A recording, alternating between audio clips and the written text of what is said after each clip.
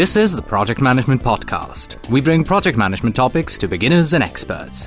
Find us on the web at www.thepmpodcast.com or send your emails to pmpodcast@gmail.com. Hello and welcome to episode number 72.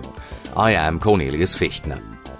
This is the Project Management Podcast for the 14th of July 2007. Nice to have you with us.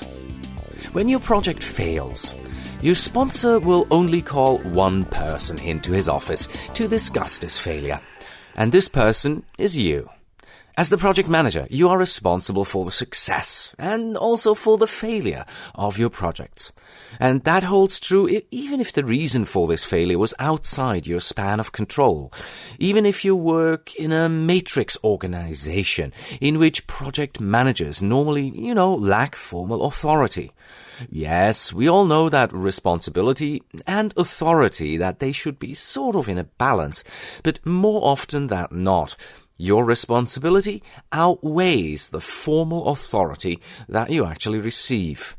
You have to fall back on other forms of authority, like referent authority, expert authority, reward and penalty authority. Thomas Cutting, PMP, has written a series of articles on authority in his blog at cuttingsedge.com, and we are happy to have Thomas back on the program today. We look in detail at the various types of authority, how they apply in a matrix and in a projectized organization, and we look at what you can do to regain your authority if you think that you have lost some or all of it. As project managers, we don't really think about authority often enough. It seems to be something that just sort of happens.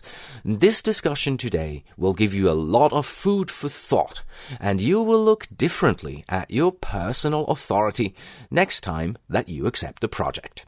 Let's start out with 3 announcements. Then we have 3 helpful resources that are going to be supplementing today's topic of authority, and then we'll head into the interview.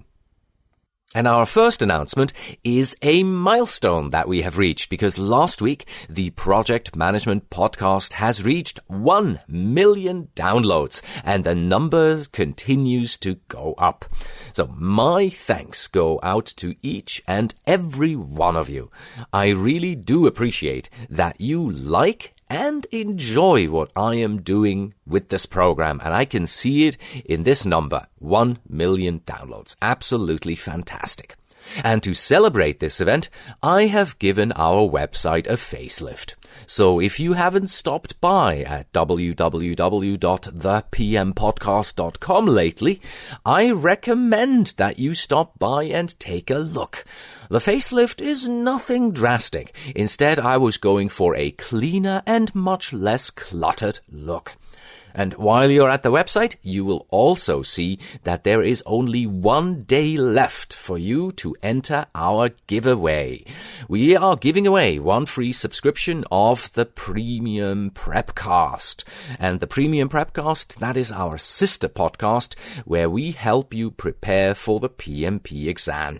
So sign up if you want to take the PMP exam before tomorrow, and hopefully you will win. On tomorrow, that is of course, today is the 14th of July, so you have to sign up before the 15th of July. Today's episode is sponsored by mpmm.com. Want to gain total project management success? By using the MPMM project management methodology, you can gain immediate access to all of the processes, tools, and templates you need to manage projects. Packed with more than 1,000 tasks, charts, and practical examples, you can create project deliverables faster and more easily, saving you time and money. If you want to gain total project management success, then download a free trial now from www.mpmm.com.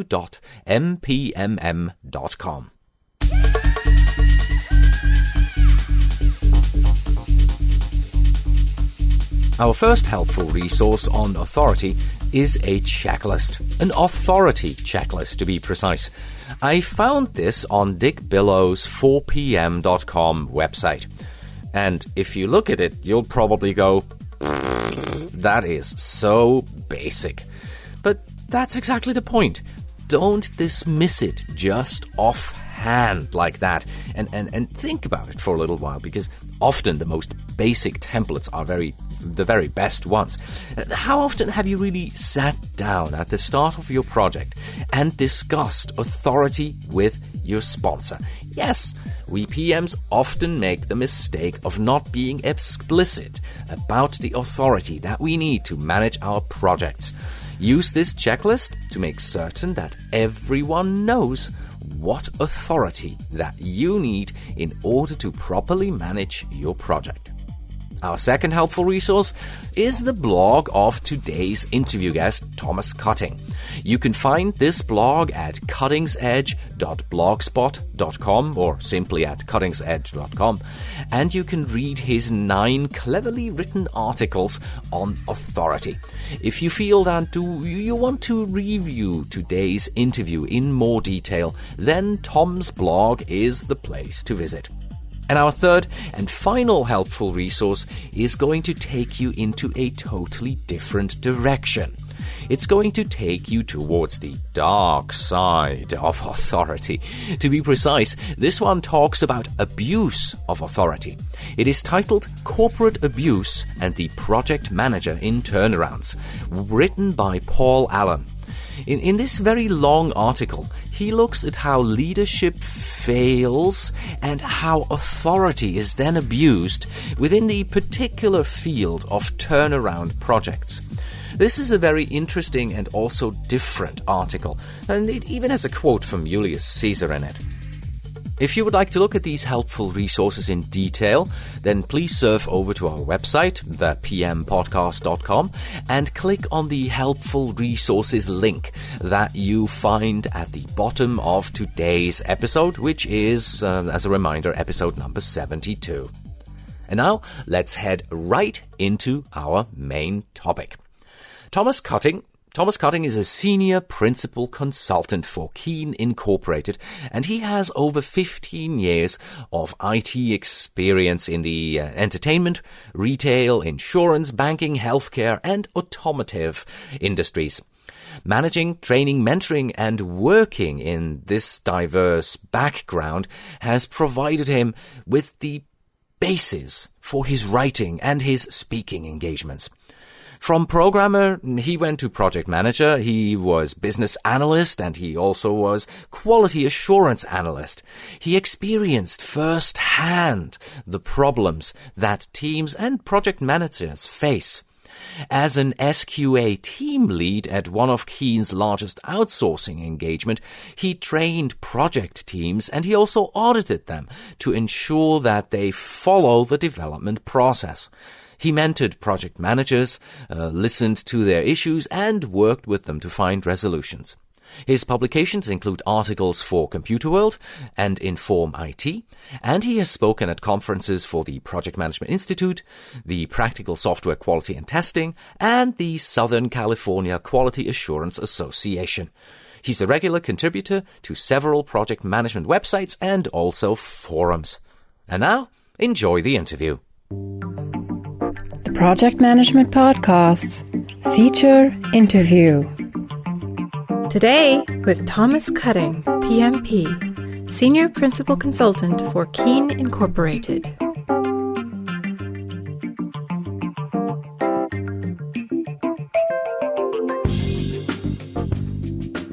Hello, Tom, and welcome back to the program. It's great to be back. Wonderful. Glad to have you.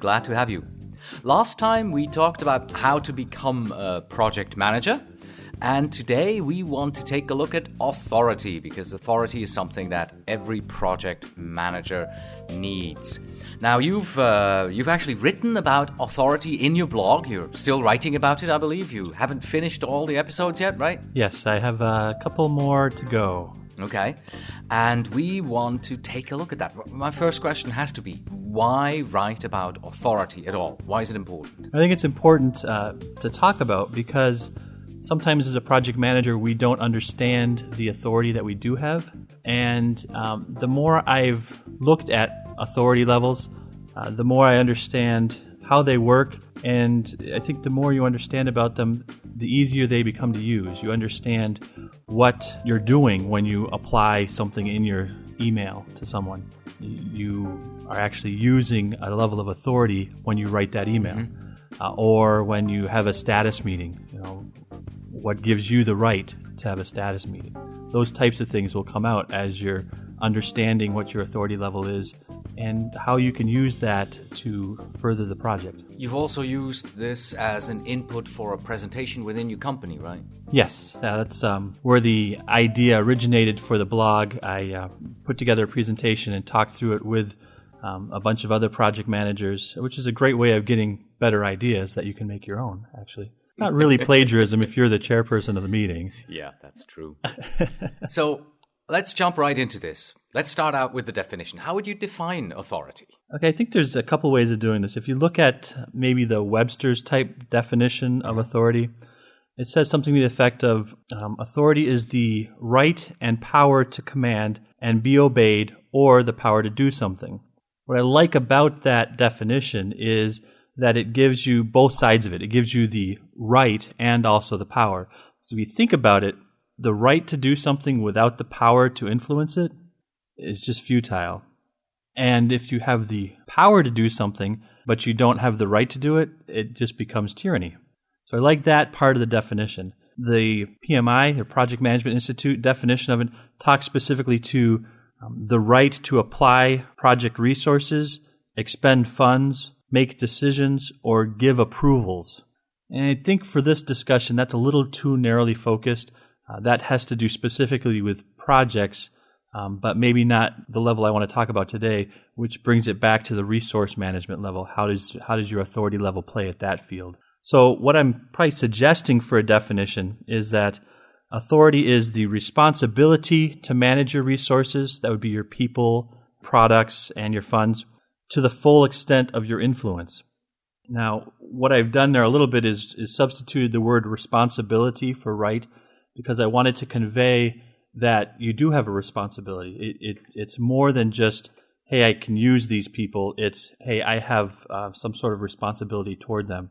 And then also using the word influence instead of power. I think as project managers, traditionally you don't think of it as power, but it's how you can use your authority to influence how your project progresses, how your team members interact, and how you manage to survive on a day-to-day basis. There are the 4 typical types of authority that everyone always talks about. I mean, those are also the ones that you have to know for the PMP exam, right? Now, those are just the standard ones.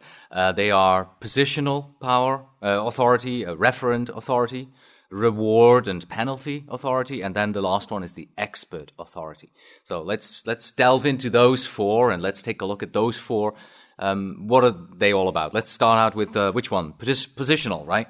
Yes, I think that's a good one to start with because it is based on where you sit in the organizational chart. It doesn't necessarily have much to do with your abilities or any other part of why you're there. It has to do with where you're at.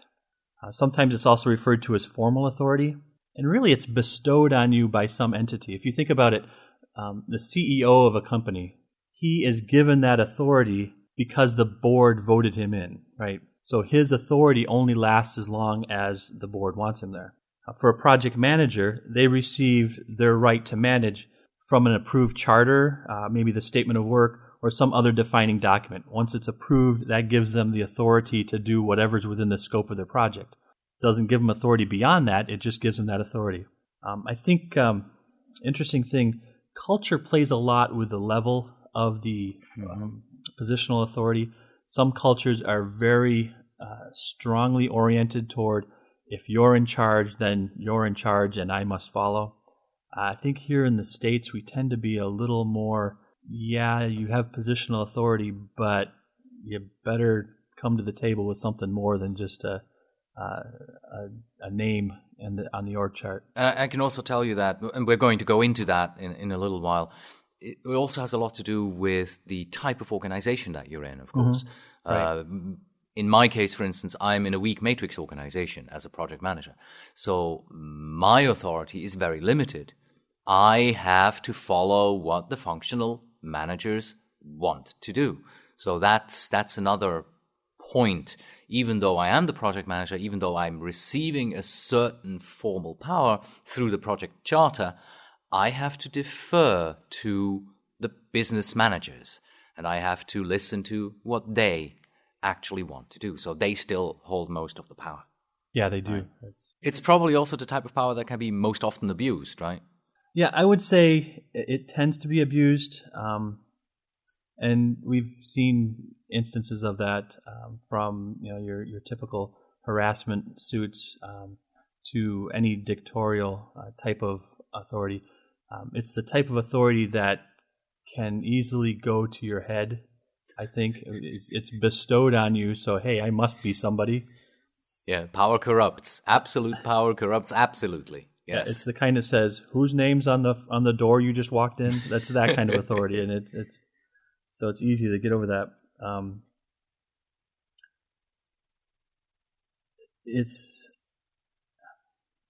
It becomes painfully obvious when someone starts to abuse that authority. It's not pretty. Right.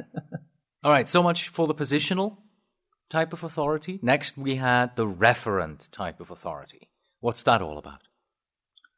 Okay, referent authority is really based on your character. It's based on your personality.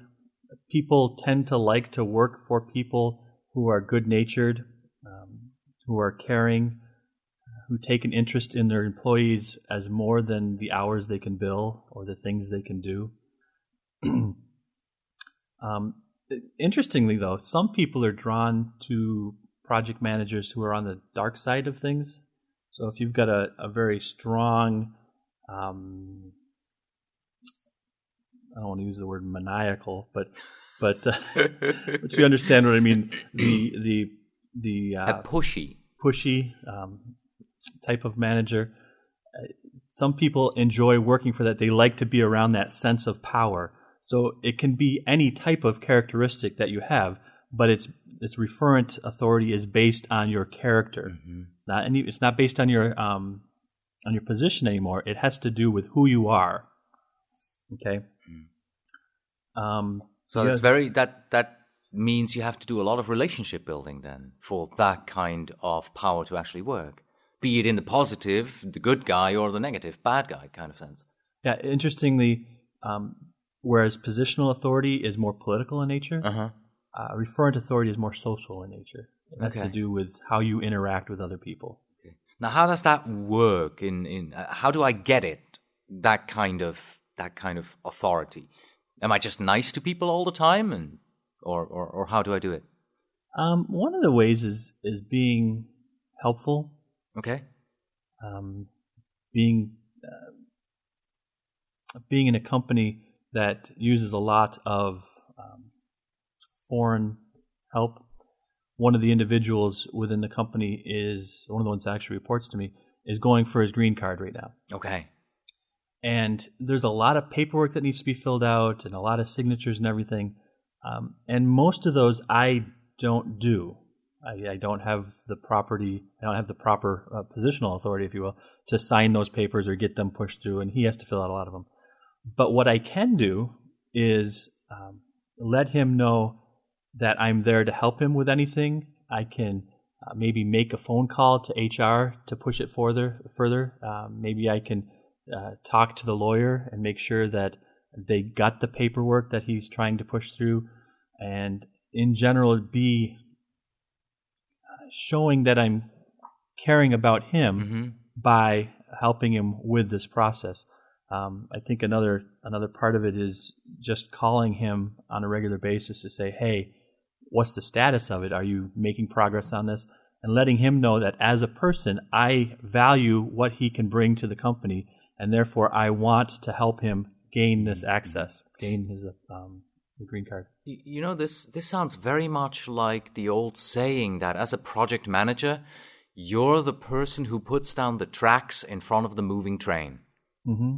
Right? So you're the guy who helps your team resolve the issues, who's there for them. They can come to you, they can look up to you, and you will make sure that they can get their work done. Is that referent power in a sense? That is certainly feeds into it. Yeah, I mean, it's anything or like building that. referent power, rather. Yeah, Right. It's anything like that that you can use to show that you care about your team, right. or that you are able to get things accomplished for them, and build your character. If you take another look at it, integrity factors into this, right? So if I'm someone who keeps my word, when I make a promise, I keep my promises. People are drawn to that. Any character trait that people are drawn to is referent power. It's them coming to you because you're a good person. Them coming to you because when you say something, it's accomplished, and you don't back down on your word. Those types of character traits, if you will, are what referent power is about. You know, looking back now to the two we've looked at, positional and referent power, and looking forward to the reward, penalty, and expert power, I think they overlap. I don't think one works without the other. Because let's assume you're given the positional power, right? You are the project manager in charge of a $10 million project. You will also need some referent power. You will have to make sure that people look up to you and they respect you and you receive their referent power. But, and we'll see that in a minute, they also need to look up to you because you're an expert, right? Right. So do they go hand in hand? Do I see this right? Well, one of the things I see about positional authority, is that it's a good starting point. Mm-hmm. But you're not going to make it through life just because of where you sit on the org chart. Okay. So you can use that as a starting point, but then you immediately need to build some of these other types of authority that we're working on. Like you said earlier, you have to bring something else to the table. Right, exactly. Okay. Same with referent authority. You can be the nicest guy in the world, but if you don't use any of your other authority levels, then people eventually get tired of a nice guy. Right. All right. Moving on, reward and penalty power. What is that all about? That sounds like I'm taking the whip out. That's the carrot and the stick idea, right? So it's both the positive reinforcement and the punishment to motivate people. Obviously, balance is the key in this. Too much reward and it becomes expected. Too much punishment and people leave. But both are required. If you think about it, without rewards, people don't feel appreciated. They don't feel like they get anything for their effort. But on the other hand, if you don't give consequences for poor performance, your good performers are going to start wondering why they're good, right? If there's no distinction between the way you treat your bad performers and your good performers, there's no incentive to be a good performer. Mm-hmm. For the longest time, I didn't feel I had any of this type of authority. As a project manager, especially just starting out, you think, what types of rewards can I give? I don't have the authority to give anybody a raise. I don't have the authority even to fire somebody if I don't think they're doing well. So where does my authority, what's my reward penalty authority here? I don't understand it. But as I look at it, as I mature as a project manager, if you look at it from the perspective of you could give better assignments to the better performers. Mm-hmm. You can give kind of the less exciting assignments to those that aren't performing well. Give more responsibility to a good performer and less to someone who doesn't perform. You can give good comments on annual reviews, right? That's what I was just going to say, because that's what I do. Like I said, I'm in a weak matrix organization, so very little reward or penalty that I can give. But I can send an email. I can send an email to the supervisor of the person who's on my project. Of course, always CC to that person as well, so he or she knows that I've said something good about them. Right. So I do that quite often, making sure that people know that I appreciate them. And occasionally I even bring them a bottle of wine, paying them out of my own pocket, of course. Yes, that's exactly right. Annual reviews are a great place as well to contribute to that. And if you're coming into a team that historically is tough to work with, or you've got a group of people who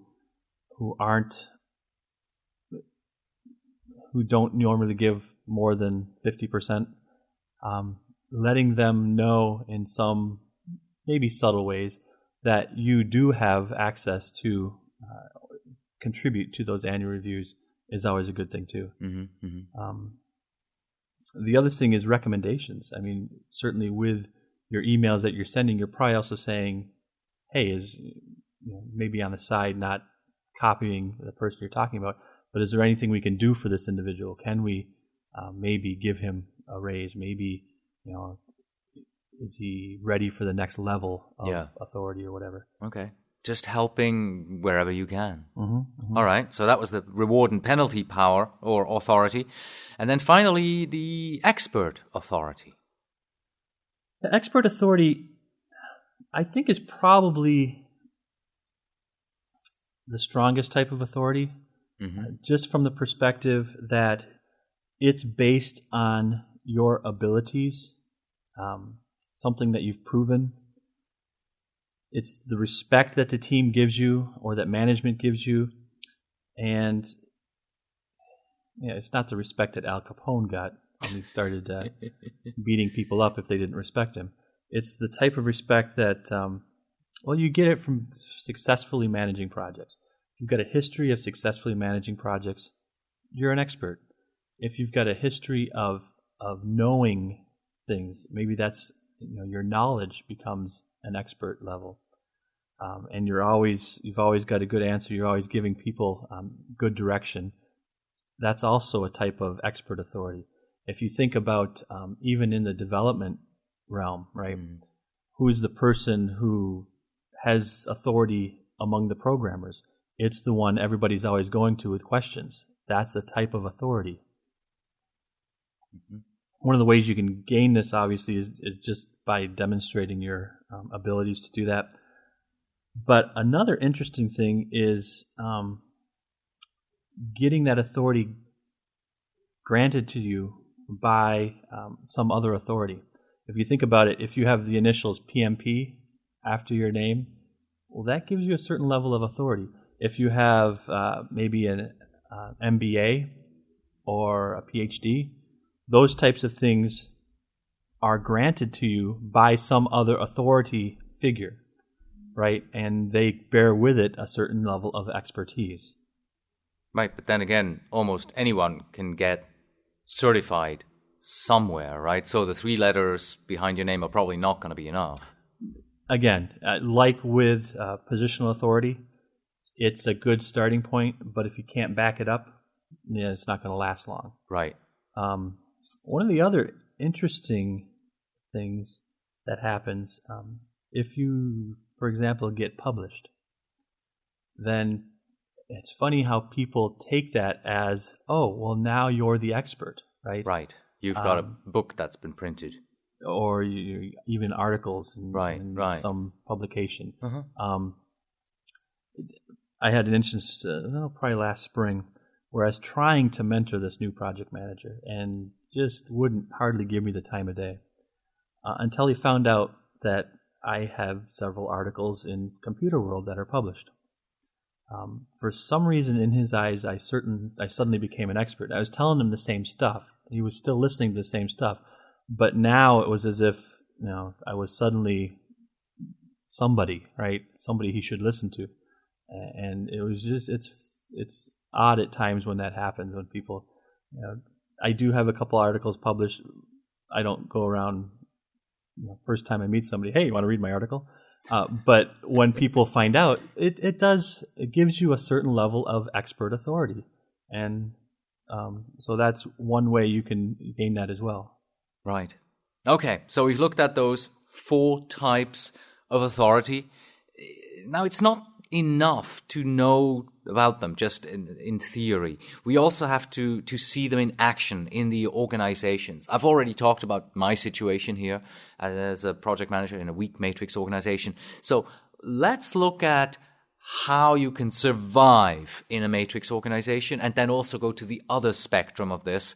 Let's look at what you do and how you implement this in a projectized organization. So what are your thoughts about authority of a project manager in a matrix organization?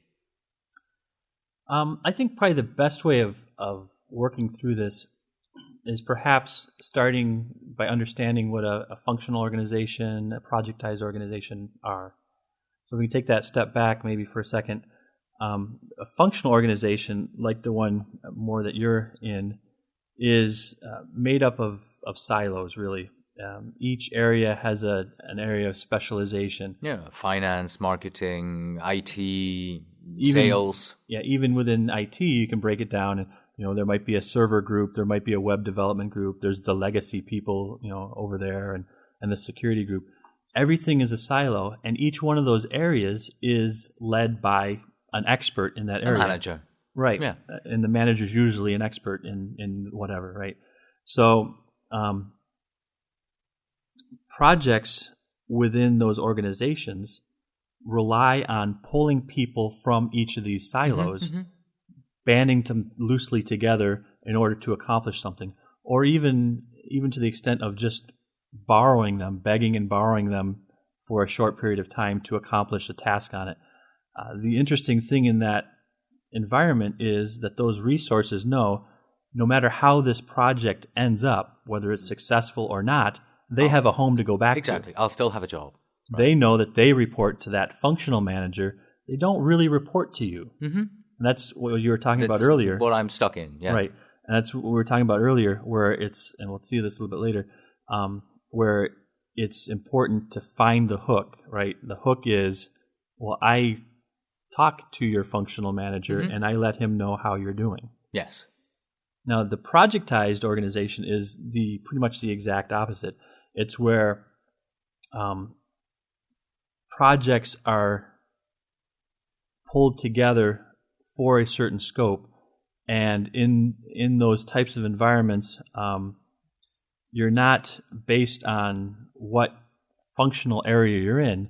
It's a project pulled together. Probably the best example of it is in a consulting organization, where a consulting agency is awarded a project with a client, and then they pull together all the resources that they need in order to accomplish that project. Go do it. Yeah, for 6 months they're working on the client's project, right? 6 months, a year, 2 years, however long it is, it's the focus of that. And then at the end of that, the project's disbanded. If you think of perhaps in NASA, a launch is a project. They pull everybody in together and work on getting this thing up into the air. Mm-hmm. When that's accomplished, well, then that team's disbanded and maybe another one's started for the next launch. But it's all project-oriented. It's not functional area-oriented. Okay, so we've got the differences here. Mm-hmm. What about authority now? Where does it differ? What do you need maybe differently even? Okay, from that perspective, most projects probably happen in between the two in a matrix organization.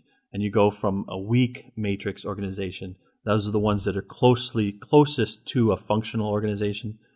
Weak matrix there to a balance where there's a balance between between those that are projectized and those that are project-oriented and those that are functional-oriented. There's a balance in there someplace. Then there's a strong, which tends to be more like project. You might still have functional areas, but the management level for the project manager is more authority all the way to project. So that's kind of the scale of the strength of the project manager. Now, as that goes across in the functional to the weak management matrix organization, the project manager authority is very limited. The resources are on loan, and they know it. We've already talked about that a little bit. Their loyalty really belongs to the functional manager and the functional group. And then the budgets are usually controlled by the functional managers. You have to get money from them in order to do those pieces. and pretty much everything, all the variables are outside of the project manager's control. Right. So you don't really have formal authority. Right. You have to find another form. You have to bring another form of authority into your own authority that you're building up. Exactly. Yeah, that's what I'm doing. And in some cases, you're not even known as a project manager. We talked last time how to become a project manager. There are those people who are doing project management work. Oh, yes. That yes, aren't called yes. project managers. Yeah. And in the weak matrix or even in a functional organization, a project manager might be called a project coordinator. It's someone who's there to coordinate the efforts of all these other groups and try to bring it together. Crazy thing is, they're the ones without the response. They're the ones with the total responsibility, but no power. And we talked about that at the beginning. The definition has to have both. Yes. Right. There has to be a balance. Now, if we swing over to the strong matrix, it's pretty much the opposite of that. The project manager has a lot more authority. They own the resources. They have authority over the resources. They may own more of the budget. They may actually have a budget that they are reporting on. And the role of a project manager there is usually a full-time role. Weak matrix, part-time, or they might have multiple projects they're working on. The strong matrix, usually one bigger project. Project manager has full authority on it full-time and is working on it through that. So you get that whole range in there. And as you're pointing out, in the weak matrix, you're going to have to use some other type of authority. Yeah, because in the strong matrix, you're going to get a charter, and the charter tells people he's the project manager or she's the project manager. Follow their lead.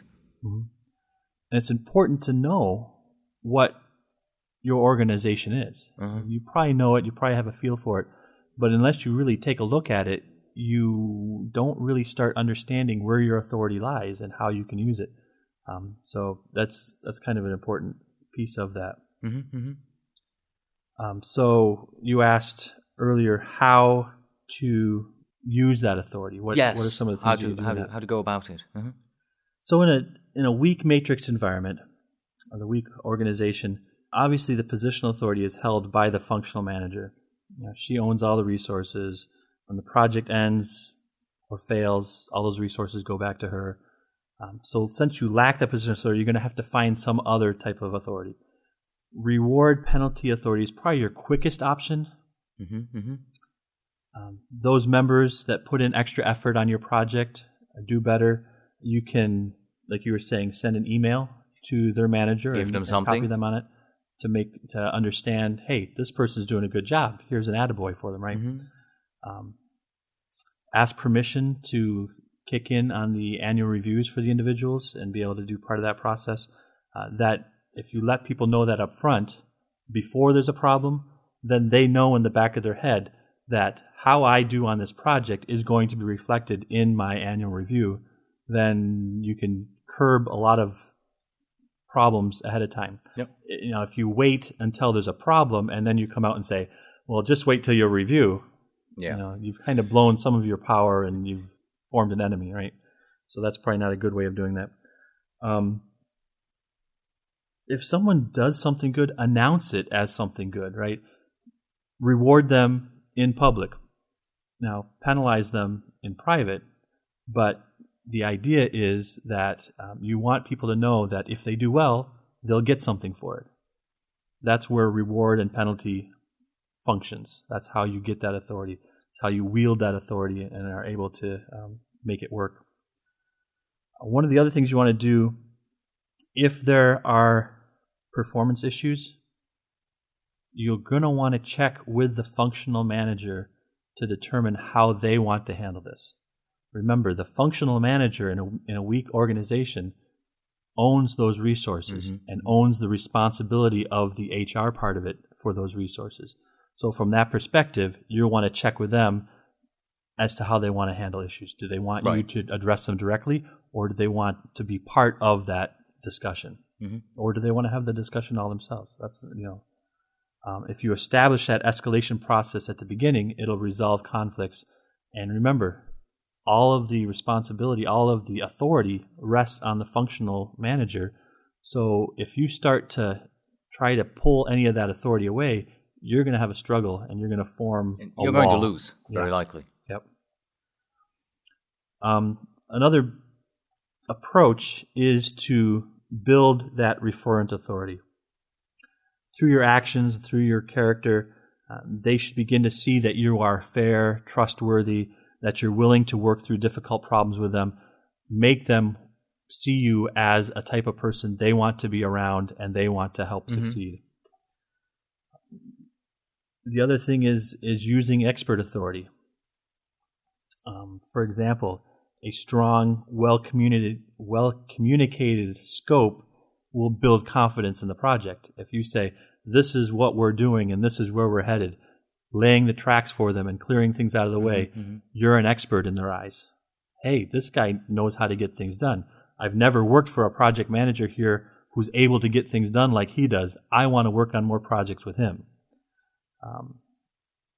If you put up a realistic schedule that takes into account the fact that they are working on multiple other projects, they're going to see that as, hey, he cares enough to lay the tracks out there so that I have a chance of meeting these deadlines.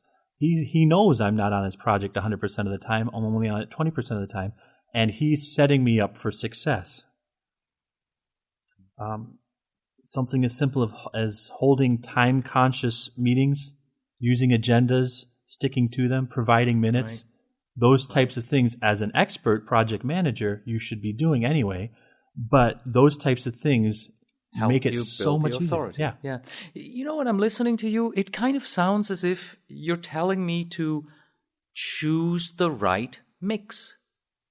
Exactly. I mean, you're in a weak matrix organization, you don't have formal authority, well then rely more heavily on the others. Do whatever you can in regards to your referent power, your expert power. Build reward power up. So find the appropriate mix that it takes for you in your particular environment. So let's swing over to the other side then. Projectized. What would you recommend there? Actually, if I could, I'd like to say one other thing about the matrixed organization. Sure. The success of a project within a matrixed organization, because everything is based on hierarchical positioning, you can use that to your advantage as well. If the sponsor for your project is a VP of a major part of the company, then you can use that as pushing your project forward. If you have trouble getting resources from one of the silos, you can go to your sponsor and say, hey, you've got the authority here. Could you please use it to make this functional manager allow his person to be on my project more? So there we're talking about relationship building with the people in power so that you can use their formal authority to further your project. Right. Whether that's taking care of the resource issues you have. Remember, these resources are scattered on multiple projects perhaps. You can get more of those resources to your project or other types of resources so that you can use the authority of the person, the positional authority of your sponsor to push that project forward. Okay. I think the next one then would be in a projectized organization. Yes. So the matrix organization, we kind of covered from a weak perspective, but you can see as you morph from weak to balanced to strong, those types of things that you're working with, those types of authority you're working with, are easier to use. You gain more formal authority or more positional authority as you move up that scale. So if we jump now to the projectized side, we can look at it from a perspective, okay, we know both ends of the spectrum, and the middle is somewhere between that. So from a project perspective, projectized organization, this is the organization that focuses more on projects and getting things done that way. As a leader in this environment, the first thing to remember is that your authority is temporary. Your authority is only as far as your scope allows you to go. And remember also that if the project ends, so does your authority. If you come in one day and they say, you know what, the budget's been scrapped for this project, there's no more project, your authority's gone. The interesting thing to remember in a consulting organization is one day you may be the project manager on one project, leading 5 people or 10 people or 20 people or 100 people. The next day you may be on a different project in which you became maybe a subject matter expert, and you're now reporting to someone who before was reporting to you. So that keeping that in mind helps you keep some level of humility. As you move into this environment, I think it's important to keep in mind and not let that positional authority of being project manager go to your head, like we talked about earlier. Your referent authority will increase as the importance of it will increase. So if you can build on that referent authority, understand the individual strengths, their goals, their motivations, as part of your referent authority, if you get your team members to understand that you want to know about them, you want to know what their strengths are, you want to know what their goals are, what their motivations are, you can gain referent authority by doing that. But there's another thing you also do. You start to understand what is going to be their reward and penalty. If you understand that a certain person's goal is to be a project manager, as they show their leadership on your project, you can give them more project management type of work to do. You can also offload some of the stuff you maybe don't like doing to them. And that can lead to abuse, right? Well, yes. What I'm saying is from the perspective of hey, I'm helping you become a project manager by teaching you how to handle a schedule, how to collect the timesheets from people and make sure that they're accurate. That's a vital part of project management, but in the same instance, it's something maybe that you can pass on to him to do in order to relieve you to do something else. Right. Right. So it can lead to abuse if the intent there is to actually mentor this person and bring them up to get more project management experience. Again, you're using your referent authority to find out that stuff, and then you're using your penalty reward authority to give those types of assignments to them. Okay. Another form of expert authority we talked about was knowledge. By keeping the team informed about the big picture and how they fit into it, it's going to build their trust as well. So your knowledge as the project manager, you've got the big picture, you've got an understanding of where you're headed, and by using that knowledge to keep your team informed, and people are curious about their future, people are curious about where they're going and why they're doing what they're doing, and you've got that knowledge. So use that to keep them informed and keep them understanding where they are. The big part about that, though, is in a project or organization, remember that as the project closes, people roll off the project. Yes. Well, those people rolling off a project don't have a home to go back to. They don't have those silos of the functional organization anymore. They are, in some cases, on their own. Keeping people informed as to when their end date is and working with them on the side to find their next project is an important thing to do. That's a form of referent authority. Building it. You're building that trust in them. It's also a form of expert knowledge that, hey, I as a project manager have laid out the project plan for you, and I know that in 2 months, your services on the testing phase are no longer needed. Now, in order to keep you from running off 2 weeks before we finish the testing phase, I need to start thinking about what are some of the incentives, some of the rewards I can give you if you stay to the end. Absolutely. And this becomes a bit of word of mouth authority, almost, I'd like to call it, because this is something that people will talk about, that you've done it for them, that you've made sure that they don't just fall into a hole and have nothing to do, that you've helped them move forward. And that very much builds your referent power. Yes, it will.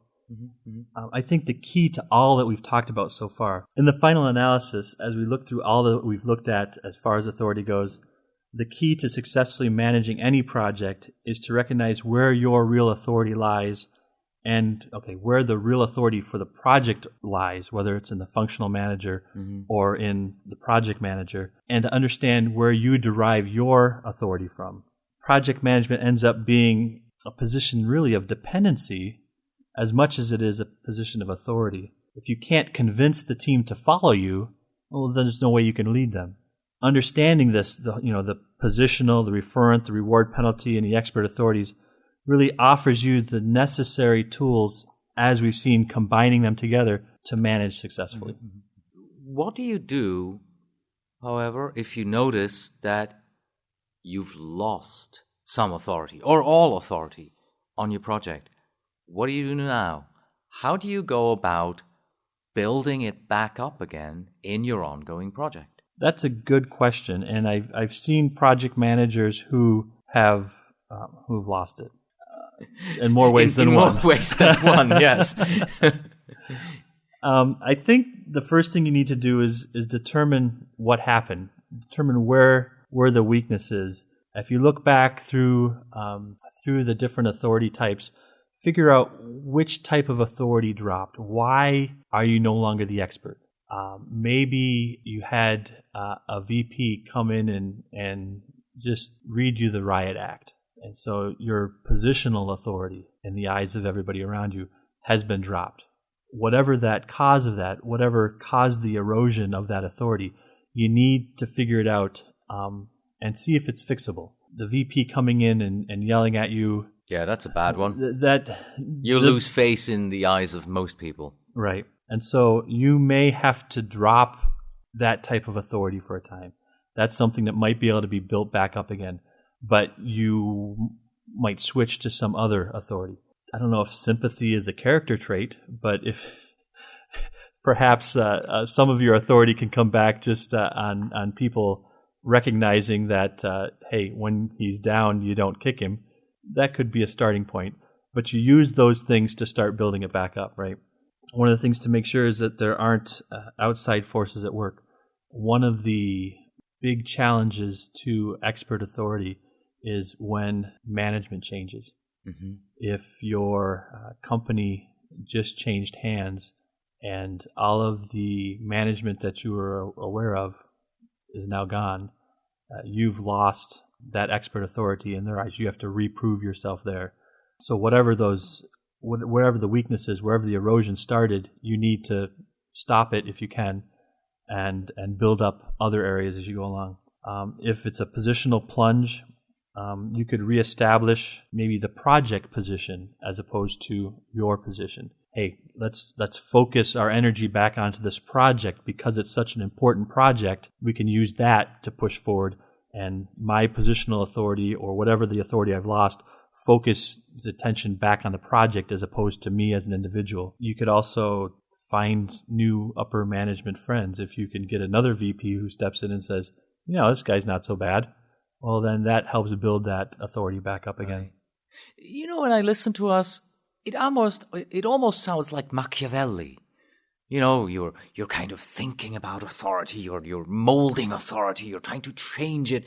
I don't think that the audience and project manager in general actually think about authority like this and building it and what do I need to do in order to gain this type and that type or the other type of authority. I think most of us probably do this almost instinctively, maybe.